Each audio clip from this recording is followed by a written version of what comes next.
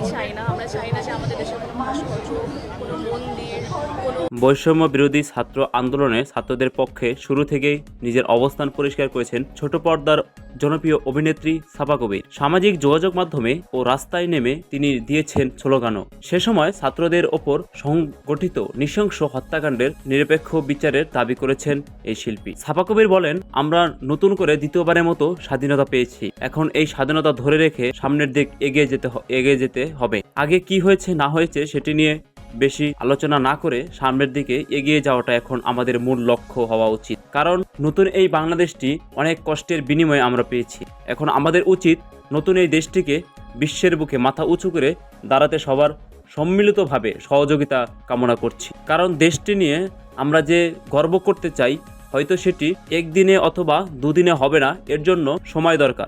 দেখুন, নেগেটিভ হয়ে কিছুই হবে না। আমাদের এখন